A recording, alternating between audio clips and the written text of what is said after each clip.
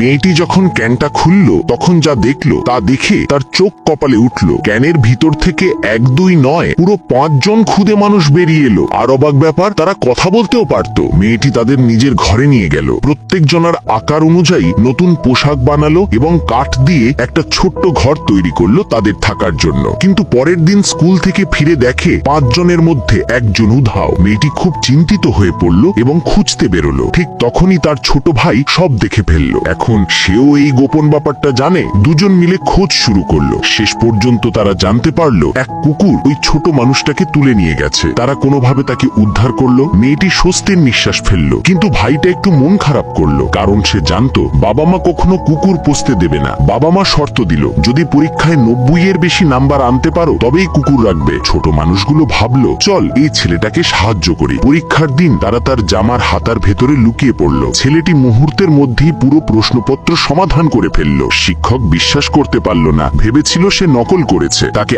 আলাদা করে আবার পরীক্ষা নিতে বলল। এইবারও ছেলেটি একের পর এক প্রশ্ন ঠিকঠাক উত্তর দিল। বোর্ডে যখন কঠিন সমীকরণ লেখা হলো, সেও সেটা মুহূর্তেই সমাধান করলো। শিক্ষক এবার বিশ্বাস করলো ছেলেটি সত্যিই জিনিয়াস। কিন্তু আসল কথা হলো, তার জামার ভেতরে লুকানো খুদে মানুষগুলোই উত্তর বলে দিচ্ছিল। অবশেষে ছেলেটির নাম স্কুলের অনার রোলে উঠল। বাবা মা খুশিতে উচ্ছ্বসিত হলো এবং সে অবশেষে তার প্রিয় কুকুরটি রাখতে পারল।